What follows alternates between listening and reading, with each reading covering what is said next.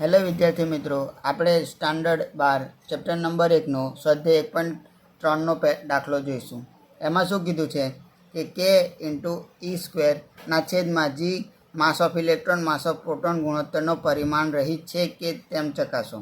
ભૌતિક અચળાંકો ધરાવતા કોષ્ટકમાં જુઓ અને આ ગુણોત્તરનું મૂલ્ય શોધો. અને આ ગુણોત્તર શું સૂચવે છે તે આપણે કહેવાનું છે. તો સૌથી પહેલાં આપણે આનો પરિમાણ રહિત છે કે નહીં તે ચકાસી લઈએ. તો એમાં લખીએ કે ઈ સ્ક્વેરના છેદમાં G mass of electron into mass of proton. તો એનું આપણે એકમ લખીએ. તો કેનો એકમ શું આવશે? ન્યૂટન ઇન્ટુ મીટર સ્ક્વેરના છેદમાં સી સ્ક્વેર ઇન્ટુ ઇલેક્ટ્રોનનો એકમ કુલમ એટલે સી સ્ક્વેર આવશે ના છેદમાં G N newton into metre સ્ક્વેરના છેદમાં KG square. Mass of electron and mass of proton એ બંનેઓને કેજી આવશે એટલે કેજી સ્ક્વેર થશે.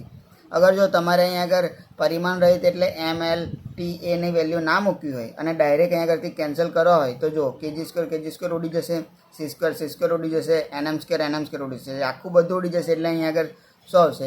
1 આવશે. એટલે શું થશે કે આ પરિમાણ રહિત છે, બરાબર. પણ આપણે અહીંયા આગળ શું કે યાદ રહે તેટલા માટે અહીંયા આગળ આપણે એમ એલ અને ટી અને એના મૂલ્ય મૂકીને પછી કરીશું. અહીંયા આગળ જુઓ M1 L3 T-4 A-2, બરાબર. અને અહીંયા આગળ શું આવશે?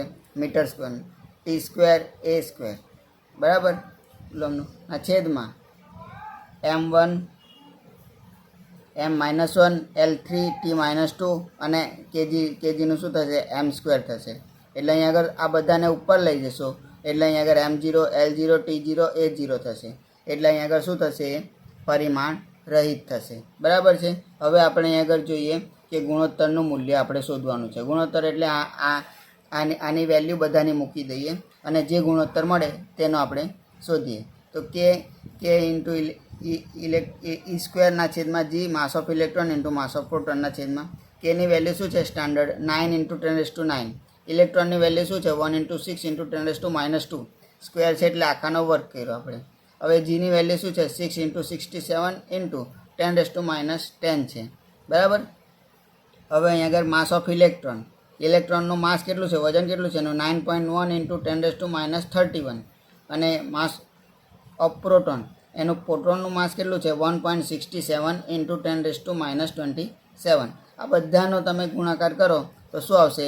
0.2272 ઇન્ટુ 10⁻40 આવશે.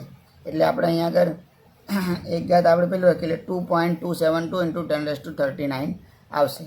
આ ગુણોત્તર ઇલેક્ટ્રોન અને પ્રોટોન માટે વિદ્યુત બળ અને ગુરુત્વાકર્ષી બળનો ગુણોત્તર સૂચવે છે. આપણને અહીંયા આગળ આ કીધું છે કે આ ગુણોત્તર શું સૂચવે છે? તો કે આ ગુણોત્તર ઇલેક્ટ્રોન અને પ્રોટોન માટે વિદ્યુત બળ અને ગુરુત્વાકર્ષી બળનો ગુણોત્તર સૂચવે છે. હવે આપણે જોઈએ સ્વાધ્યાયનો 1.4 દાખલો. એમાં પહેલું કીધું છે કે પદાર્થનો વિદ્યુતભાર ક્વોન્ટમાઇઝ થયેલો છે એ કથનનો અર્થ સમજાવો. તો આપણે જોઈ લઈએ કે વિદ્યુતભારનું ક્વોન્ટમીકરણ. તો કુદરતમાં મળી આવતા બધા જ વિદ્યુતભારોના મૂલ્યો મૂળભૂત વિદ્યુતભારોના મૂલ્યના પૂર્ણ ગુણાંકમાં હોય છે. એટલે Q બરાબર ±NE, જ્યાં N બરાબર શું થશે? 0 1 2 3 4 5 અનંત સુધી થશે, બરાબર. અને મૂળભૂત ઇલેક્ટ્રોન એટલે E બરાબર શું છે? 1.6 ઇન્ટુ 10⁻19 કુલમ, બરાબર.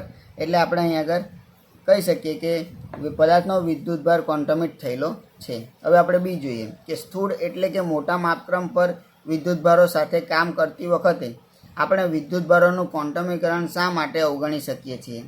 કારણ કે આપણે મૂળભૂત વિદ્યુતભારો કરતાં સ્થૂળ વિદ્યુતભારો ઘણું જ મોટું હોવાથી.